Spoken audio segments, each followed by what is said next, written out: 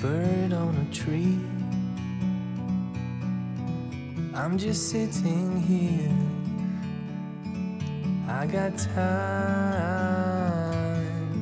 It's clear to see. From up here, the world seems small. We can sit together. It's so beautiful, you and me. We meant to be in the great outdoors, forever free.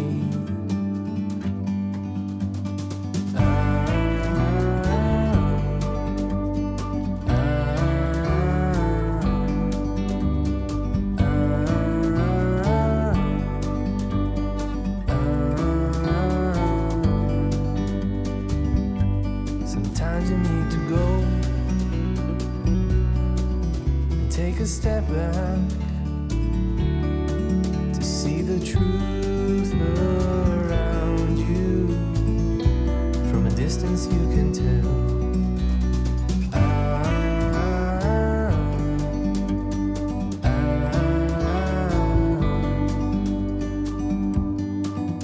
You and me were meant to be in the great outdoors, forever free. You and me meant to be in the great outdoors, forever free.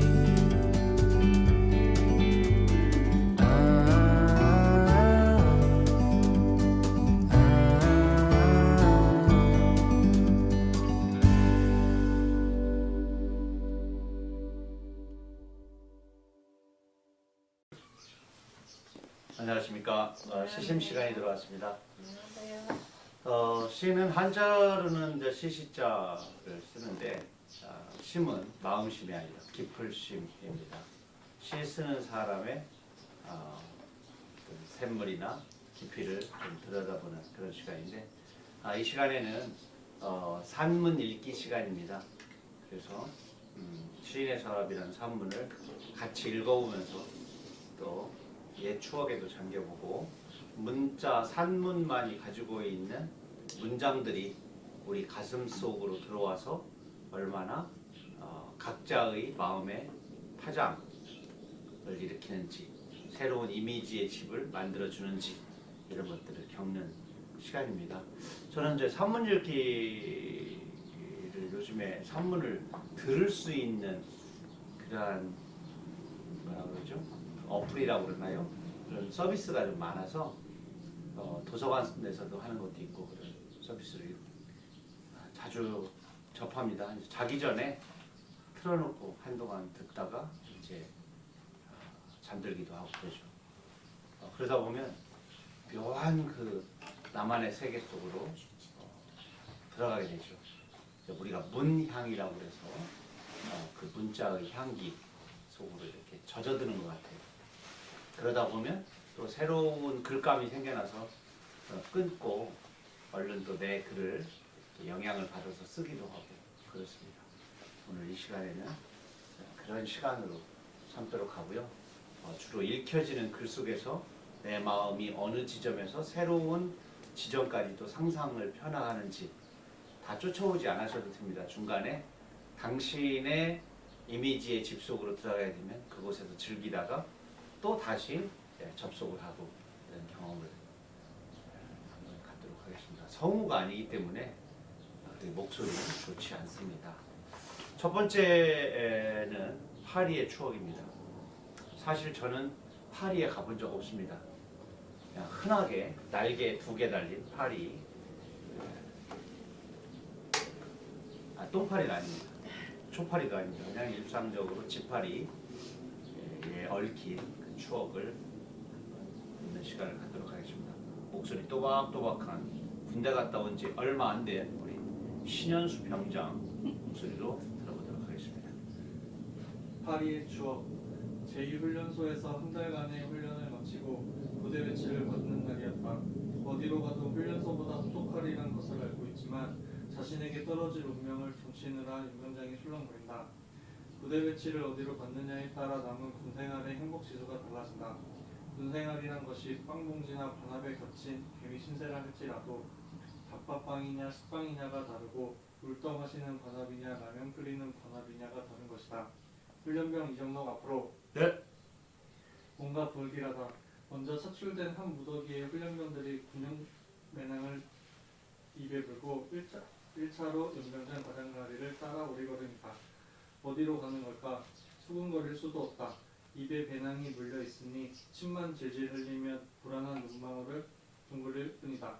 다른 훈련병들이 군용버스와 트럭을 타고 떠난 해질역의 연병장에는 1차로 차출된 20여 명만이 녹조가 되어 있다.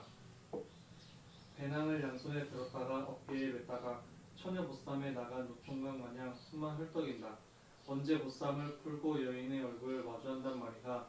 총 한 번 쏴보지도 못하고 다리가 풀린 꼴이다. 어둠을 헤치며 오리걸음으로 당도한 곳은 제2훈련소 본부중대다. 가장 가까운 곳을 가장 멀리 왔다. 너희들은 특기와 적성에 따라 소 본부나 각 연대로 배치될 것이다. 다음날 나는 또다시 가장 먼저 차출된다. 배낭은 그대로 놓고 나를 따른다. 기관병 중에 제일 쫄병이다. 이등병이다. 바르지 않은 군복이며 흰노란 송충이 계급장. 우리보다 2주일 먼저 입대한 게 분명하다. 삽질 잘합니까? 그러고 보니 함께 차출된 3명 모두 어깨가 넓다. 운동으로 단련된 몸이 아니라 낯질과 지게질로 다져진 몸집들이다. 살벌한 이등병의 공기 속에서 우리가 하루 종일 할 일은 김장국을 묵는 것이었다. 똑바로 해라. 확 묻어버리겠다. 요령 피우는 놈은 김장국 대신 그곳에서 겨울을 난다. 알겠습니까? 어둠 속에서 숫자루를 메고 돌아보니 남은 건 우리 농촌 출신뿐이다. 얼마 후 둘은 소 본부로 가고 타자기를 다루지 못하는 나만 남는다. 취침나팔 불기 10분 전 나를 데리러 온 사람은 군인이 아니다. 긴 장화를 신고 있다. 들고 온 라면을 한 손 내려놓는다. 27년대 치사병이 간다. 넌 27년대 치사장 보일러병이다. 잠이 안 온다. 치사장 군기가 제일 세다는 말은 입대 전에 수도 없이 들었기 때문이다. 27년대 병력은 2,000명도 넘는다. 매일 16명의 치사병들이 이들의 초도청을 책임진다. 금지를 갖고 성실히 생활하기 바란다. 다음날 나는 200자 원고지 5장을 받는다. 3일 동안 너는 원고지 5장씩 받을 것이다. 이 얼마나 가슴뛰는 일인가? 내가 작가 지망생인 것을 어찌 알았을까? 역시 군의 정보력은 대단하다. 너는 매일 식당에서 파리를 1000마리씩 잡는다. 잡은 파리는 원고지 칸칸에 풀로 붙여서 저녁 식사 전까지 제출한다. 하루 종일 파리 떨어지게 파리채를 휘두르지만 200마리도 못 채운다. 이게 군인의 길이란 말인가? 군기가 빠져서 그렇다고 저녁 내내 기합이다. 파리가 한 마리씩 들어앉은 원고지가 원상폭격을 하고 있는 내 눈에 보인다. 제대로 숨을 거두지 않은 파리가 나처럼 발버둥을 친다. 다음 날은 파리채에 먹대기를 묶어 천장에 붙어있는 파리를 공략한다. 원고지 2장을 채우지 못한다. 다시 기합이다. 3일째다. 팔을 올릴 힘도 없다. 이렇게 군생활 하느니 차라리 파리가 되고 싶다. 궁하면 통한다 했던가? 머리에 꼼수 하나가 휙 스치고 지나간다. 바로 그거야. 나는 창가 광충망으로 갔다. 역시나 창턱에는 지난 여름에 목숨을 놓은 파리들이 수백 마리다. 잘 마른 미라는 조금만 힘을 주어도 부서진다. 조심조심 모아서 물에 담가뒀다가 그늘에 말린다. 방금 목숨을 놓은 것처럼 파리의 주검들이 촉촉해진다. 사흘 만에 파리 잡는 끈끈이 주걱이 되었군. 참 빠른 놈이야. 넌 치사장에서 쓰기 아까운 놈이다. 다음날 아침 나는 배낭을 메고 본부중대 힘충실로 올라간다. 그로부터 4년 후 나는 원고지에 글자를 붙여넣는 작가가 된다. 군의 일치력은 대단하다. 원고지를 앞에 두면 지금도 나는 파리처럼 손을 비비는 버릇이 있다. 파리의 날개처럼 투명한 글, 파리처럼 더러운 것도 마다하지 않는 글쟁이. 파리의 추억이 나를 다시 닦아세운다. 파리 잡는 이정록의 모습이 보입니까? 상상이 가요. 아, 참 처음에 원고지를 받았을 때 정말 얼마만에 보는 원고지예요. 뭐 항상 글쟁이가 되려고 했었으니까 그 원고지를 딱 받는 순간 막 심장이 쿵쾅쿵쾅 이제 야 이제 나는 뭐 취사병에도 상관이 없다. 이렇게 하루에 5장씩 원고지를 매일 준다니까 의무적으로 나는 5장씩 원고를 써야 되는 것 없다 이렇게 생각을 했죠. 근데 참 파리를 한 마리 잡아서 그 칸 하나에다가 파리를 하나씩 군용 밥풀 딱풀이 아닙니다. 그냥 밥풀떼기 으깨가지고 거기다 붙이는 거예요. 띄어쓰기 없어요? 띄어쓰기 없어요. 그냥 한 장 채우려면 200마리를 잡아야 돼요. 2,500명이 먹는 식당은 그 크기가 어마어마합니다. 기럭지가 연병장 이쪽에서 저쪽까지 탁자요. 그런 데서 생활하는 파리들은 날개가 파리가 아니에요. 새예요, 새. 잘 날라. 그리고 잡기가 어려워. 분명 파리가 많은데도 정말 쉴 새 없이 잡아도 그만큼 못 잡는다는 걸 알기 때문에 그런 숙제를 주는 거예요. 2장도 못 채울 거라는 걸 알으니까. 그렇지만 사흘째 되는 날 저는 다 채우고 몇몇 칸들은 2마리씩 붙였어요. 정말 그 방충망, 하늘색 방충망 있잖아. 그 모기장 방충망. 그 창틀, 그 사이에 폭신폭신하게 굶어 죽은 파리들. 거기서 이렇게 붙어 있다가 그런 걸 우유곽에다가 다 모아 넣고 군인도 우유 먹습니다. 네, 서울 우유 먹습니다. 그 우유곽에다 넣고 물 부어서 촉촉하게 한 다음에 다시 또 늘여놓고 말려서 그게 싹 붙이는데 그게 더 대단해요. 아니 1시간도 안 걸렸어요. 정말. 걔네를 물 먹일 생각을 어떻게 하셨어요? 아니 그냥 붙이려니까 날개가 다 날아가고 몸통이 완전히 정말 가볍고 바삭바삭해. 가지고 그것도 좀 가루된 거는 안 붙이고 성성한 것만 골라서 미라의 형태가 좀 괜찮은 것만 골라서 1,000마리가 아니라 몇천 마리도 할 수 있었어요. 나 그 평생 군대 나올 때까지 그것만 시켰어도 나 1시간에 다 끝내놓고 매일 놀 수 있었는데 그 짧은 시간 저는 파리를 잘 잡았죠. 그날 칭찬 무지하게 받았는데 다음 날은 나를 끌고 갔던 그 보일러병이 엄청 혼났어요. 그 3일 동안 개천절을 끼고 있던 휴일이었거든요. 군도 빨간 날은 쉽니다. 그래서 이제 취사병이나 쓰려고 학교 선생하던 이정록이를 너들 깍두기 만들고 보일러병으로 쓰려고 골라온 게 아니다. 제2훈련소 행정실에서 근무시키려고 데려다 놨다 해서 내가 이제 27년대 본부중대 행정병으로 근무를 하게 됩니다. 상장도 쓰고 기한도 쓰고 초소 배치하는 것도 하고 하다가 우리 사수라고 그러는데 우리 사람이 나가는 바람에 이사종이라고 군대 물건들을 배치하는 병사가 없어서 그것도 좀 했죠. 그것도 좀 하고 나중에는 감적호 조교에서의 사격장에서 몇 발 맞았는지 체크하는 거. 그때쯤에 제가 이제 군에서 정훈 장교 허락 없이 전후신문에 한탄강변에서라는 시를 발표해요. 통일에 관한 거. 저 그 불려 나갔을 때 엄청 좋았어요. 휴가 한 10일 정도 줄 알았어. 전후신문 3단의 제일 아랫면 전체가 제 시였어요.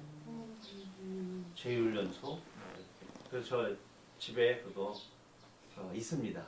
군대에서 그거 전후신문 그 부분만 오려가지고 이렇게 이제 그때 이제 우리 식구가 애인이었으니까 식구한테 보냈는데 식구가 그걸 보관해가지고 가지고 있어요.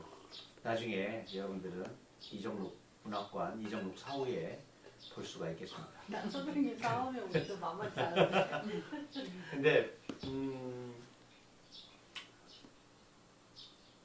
엄청나게 벌 받았어요.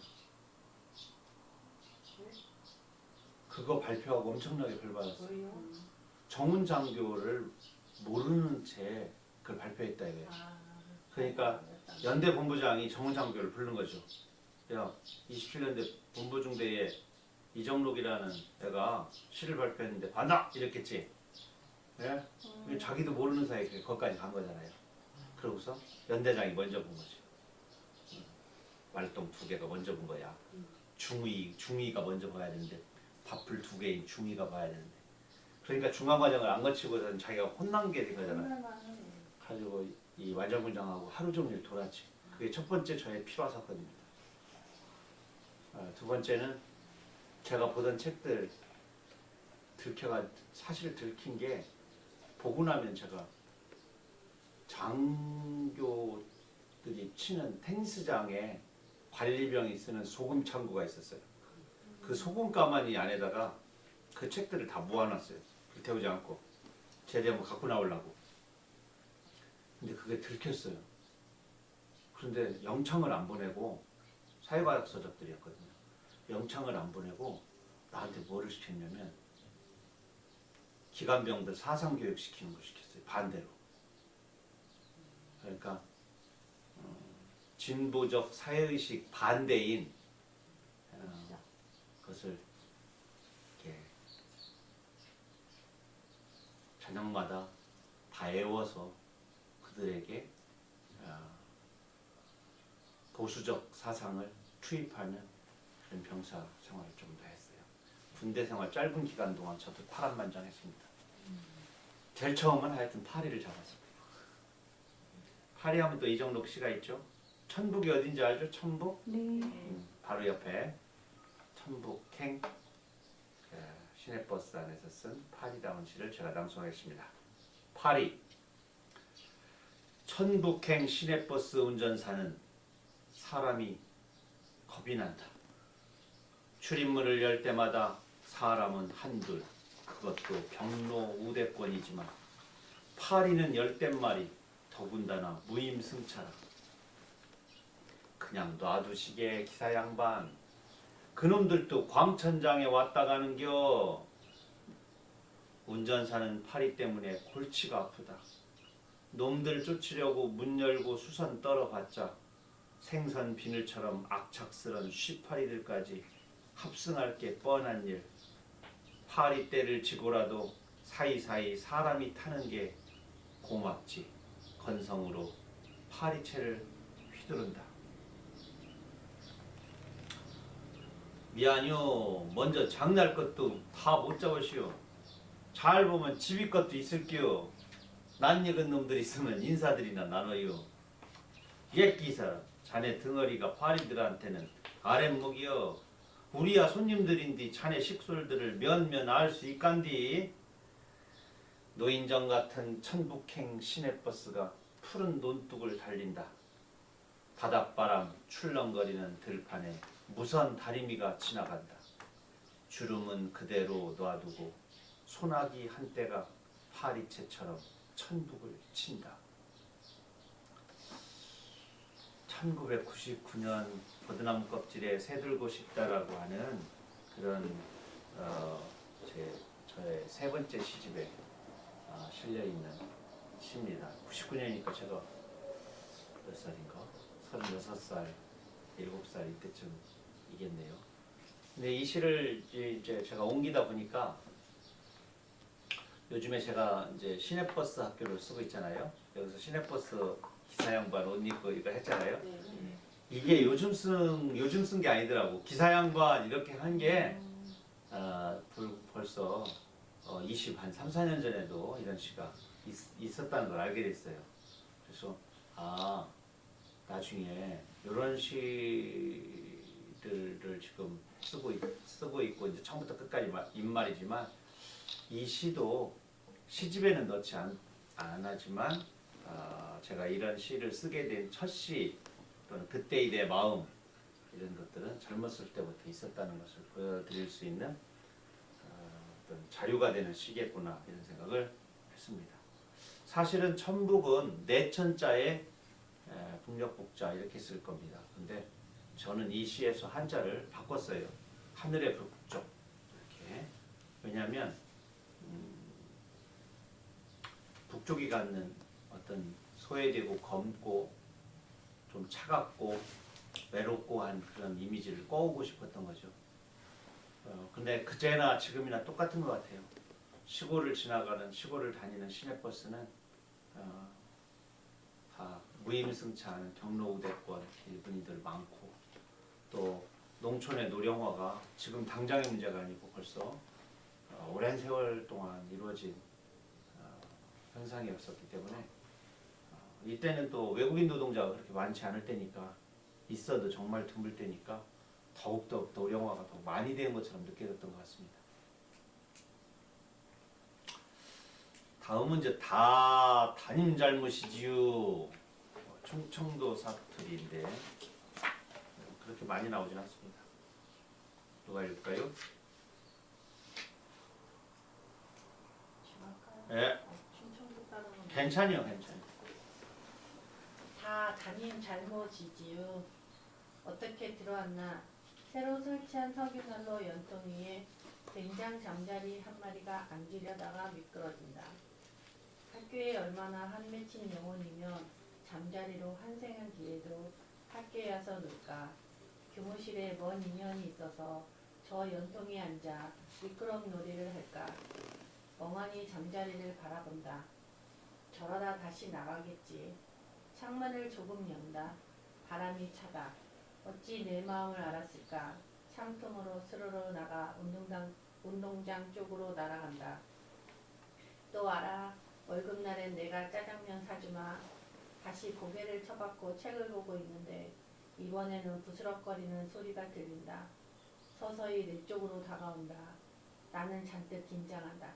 이건 쥐새끼 소리가 분명하다. 나는 지시봉으로 쓰는 대나무 막대기를 든다. 최소한 몸을 움직이지 않고 아주 천천히, 놈이 최대한 접근할 때까지 고개를 들지 않는다. 놈도 내 발밑 1m 반경까지 다시 다가와서 바스락거리는 소리를 멈춘다. 나는 긴장한다. 나는 잔뜩 긴장한다. 소나기에 일순땀이 찬다. 나는 불안당이 아니다. 살색 못해 죽이고 싶은 마음은 없다. 놈도 학교에 무슨 인연이 있어 이렇게 열심히 출근을 하시나? 아예 학교에 숙소를 잡고 사시나? 으라차차. 몸을 튕겨 봉을 날리는 순간 놈은 없고 그 자리에 할머니 한 분 서 계신다. 신라와 대신에 비닐봉지를 양발에 묶어 매셨다. 선생님이 우리 손녀 담임 되시나요? 네. 근데 우리 경순이가 잘못한 것도 잘못한 거는 지도 잘 아는디 이 늙은 할미까지 때리실라고요? 그렇게 해서라도 선생님 마음이 풀리시면 어쩔 수 없는디 이게 한글을 못 알아. 걔도 호환이 안 됐구나. 어미압이 없을 게 어디다 마음 못 두고 그리 속을 썩이는구만요. 나는 할머니가 쥐새끼인 줄 착각했다고 차마 말 못하고 검정 비닐봉지를 하염없이 내려다본다. 내 눈가가 잠자리 날개처럼 부연해진다. 잠자리가 내 눈에 들어왔나? 엊그제 장터에 내려갔을 때 본 단감나무와 대추나무 묘목도 할머니처럼 제 시린 발에 비닐봉지를 묶어매고 있었다.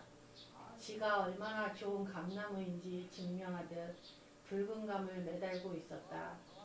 다 담임 잘못이지요.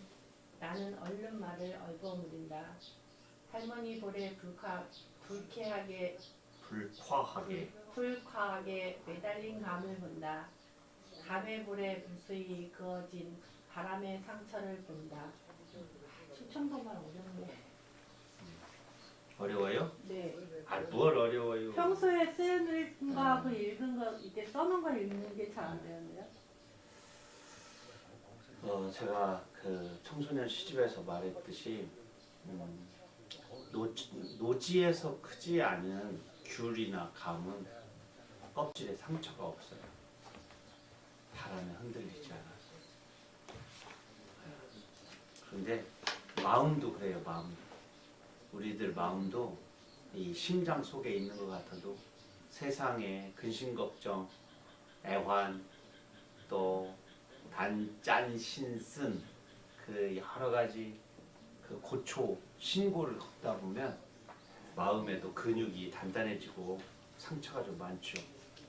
그래서 저는 이렇게 어떤 사람의 손을 잡으면 일단 노동자의 손, 노동을 많이 한 손, 이게 요리든 망치질이든 어떤 용접이든 그런 손에 대한 무한 신뢰감이 있어요. 제가 잡았던 어린 시절의 어른들의 손은 다 그랬어요. 그리고 그들의 손톱은 늘 손톱 밑에 때가 껴 있었고, 그리고 그들의 웃음 속에는 누렁니와 까치지. 그렇지만 그들이 솔직했던 것 같아요. 화날 때 솔직하고, 웃을 때 솔직하고, 무엇인가 퍼줄 때 솔직하고, 그런 어떤 경험을 토대로 할 때 이 노동하는 사람, 또 아픔을 손수 겪으면서 인생을 헤쳐나온 사람들이 사회적 신분이나 또는 옷매무새나 입성은 남들보다 낮거나 모자랄지 몰라도 그들이 가지고 있는 솔직함, 세상을과 사람에 대한 어떤 진솔한 태도에 대한 무한 신뢰가 있어요. 그리고 나는 그들 앞에서 좀 기가 죽어요. 작가들을 만났을 때 가장 기죽는 사람이 이를테면 유용주, 초등학교 1학년 중퇴, 나중에 검정고시로 이제 고등학교 과정을 마치지만, 또 박혜룡 중졸, 또 공고 출신의 무슨 황규관 이런 사람들이 있어요. 임성룡, 또 높은 대학을 나왔지만 자기 학력을 낮춰서 기재하고 구로공단 같은 데 들어가서 일했던 사람. 또 손은 작지만 직업병에서 너무 고생하시는 분들, 노동문학관의 정세훈 이런 분들, 그런 작가들을 보면 노동 속에서 먹물 다 없이 노동 속에서 그 자신의 문학에 대한 꿈과 열정을 놓지 않고 끝내 그곳에서 또한 남의 귀감이 되는 글을 써내는 그런 사람들, 또 자기 학력을 낮춰서 공단에 들어가서 야학을 했던 그 김혜자라든가 이런 시인들이 가지고 있는, 또 고등학교 졸업하고 열심히 여상 나와가지고 글을 잘 쓰는 안현미 시인들, 이런 시인들에 대한 무한 신뢰가 있어요. 그거는 글판에서도 그렇고 삶의 판에서도 그런 것 같아요. 그래서 학교에서 있다가 이 학부모님들을 만나 뵐 때 되면 정말 좋은 차 타고 포마드 기름 막 무스 싹 바르고 양복 입고 와가지고 지갑 착 꺼내서 이런 사람에서는 한 번도 기가 죽질 않는데, 교실도 못 찾고, 특히 이렇게 분명히 학교에 실내와 있는데 학교에 가면 이게 신을 실내화가 없으니까 검정 비닐봉다리 2개 갖고 오셔서, 집에서부터 갖고 오셔서 현관에서 그놈을 묶어매고 이렇게 버스럭버스럭 다가온, 여기 가명 경순이를 썼지만 엄마 아빠도 어디 이제 좀 안 좋게 다 떠나서 조선 가정이었어요. 할머니 밑에서 큰 애였는데 얘가 의지가 이제 없으니까 탈선을 좀 많이 했죠. 그래서 상담하려고 이렇게 나오시라고 했는데 정상적으로 월, 화, 수, 목, 금, 토 이때 못 나오신 거야. 뵈려면 찾아간다 그러면 오지 말라고 그러고 노출하니까. 그럼 일요일 날 오시라고 그래서 내가 일요일 날 가 있는데 이제 이런 만남들이 이루어졌을 때 참 글로 쓸 때도 먹먹하죠. 그래서 많이 못 써요. 이런 글들은 길게 쓸 수가 없어. 글이 짧잖아요. 네. 그리고서 가음의 볼에 무수히 그어진 바람의 상처를 본다. 구체적인 말을 쓰지 않고 이렇게 썼습니다. 시는 제가 읽도록 하겠습니다. 이웃이라는 시입니다. 이웃.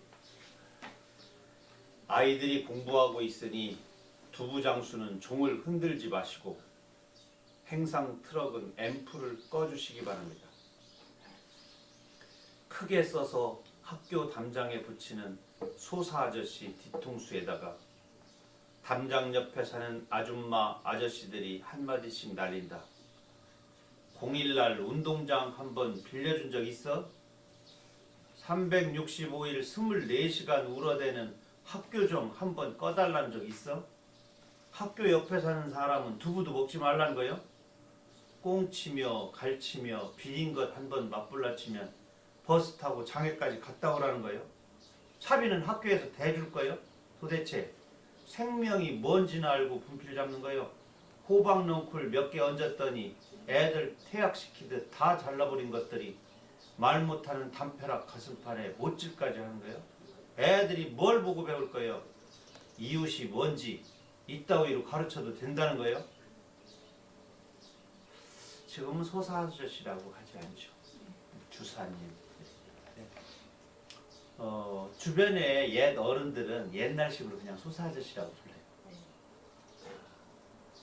소사라고 불러요. 옛날 일제시대 때 또 불렀던 그런. 정말 학교에 근무하다 보면 시골의 정서를 느낄 수 있는 것 중에 하나가 이 행상 트럭 스피커 소리예요.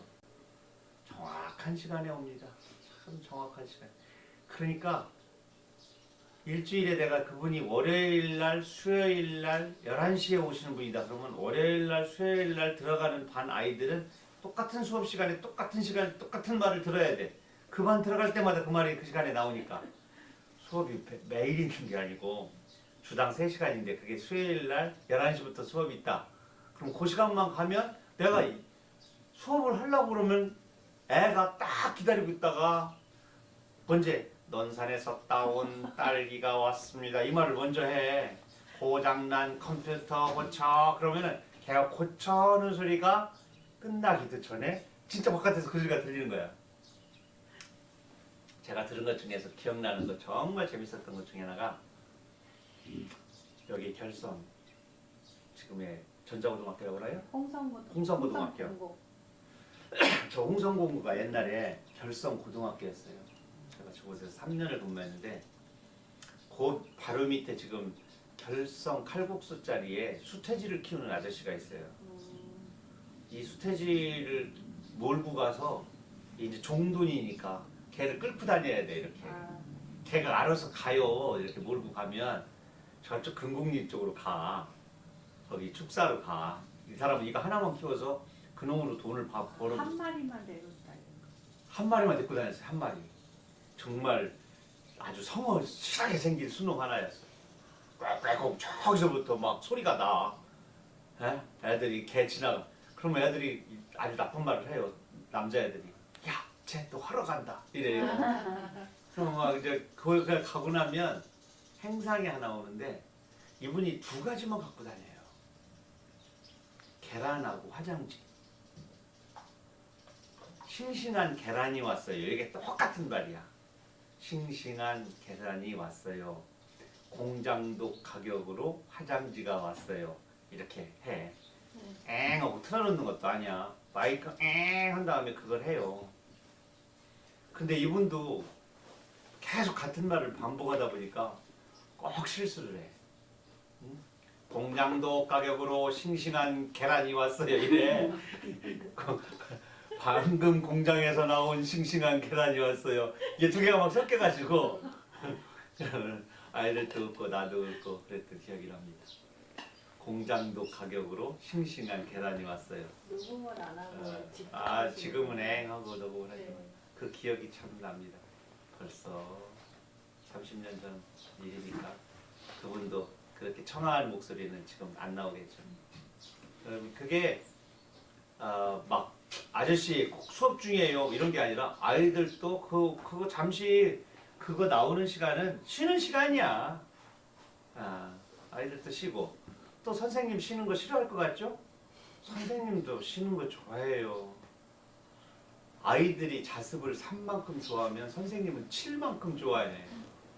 이놈의 자식 맨날 자습하면 어떡해? 하지만 하긴 뭐 죽은 자식 소원도 들어준다는데 근데 이번뿐이다 이렇게 하고 슬쩍슬쩍 넘어갈 때도 있어요. 선생님도 피곤하고 힘들 때 있으니까. 하여튼 학교 울타리에는 소방너클도 좀 얹고 또 동네 분들도 와서 조기 축구회도 하고 저녁 늦은 시간에는 도시 같은 경우 차량 주차도 좀 하게 하고 이렇게 해서 서로 그리고 내가 나를 말한다 이런 프로그램 해가지고 학부형들 중에 아주 한 10분짜리 오늘은 누구누구 와서 10분씩만 얘기해주고 하세요. 소방대원 하시는 분, 원예 하시는 분, 또 경비 보시는 분 다양하게 귀천 없이 어떤 삶의 진솔한 이야기들을 서로 듣는 시간도 프로그램 짜야 되고 유명한 사람만 데려다가 나 이렇게 성공했어 이것만이 아니라 좀 진솔하지만 또 적은 수입이지만 진솔하게 사는 이런 분들의 목소리도 듣는 시간 프로그램 필요하죠. 그러게 이웃으로 학교가 연결됐으면 하는 그런 생각이 듭니다.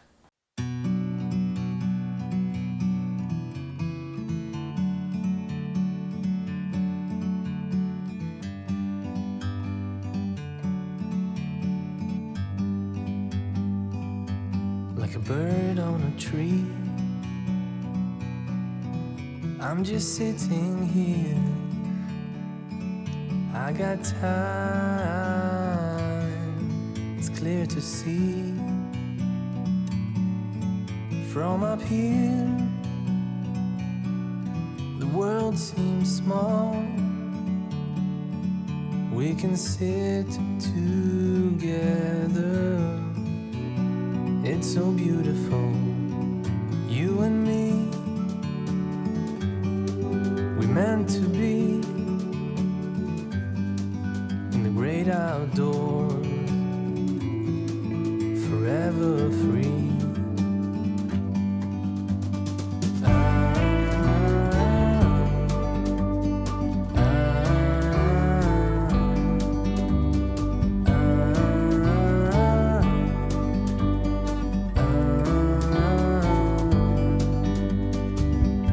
Sometimes you need to go and take a step back to see the truth around you. From a distance you can tell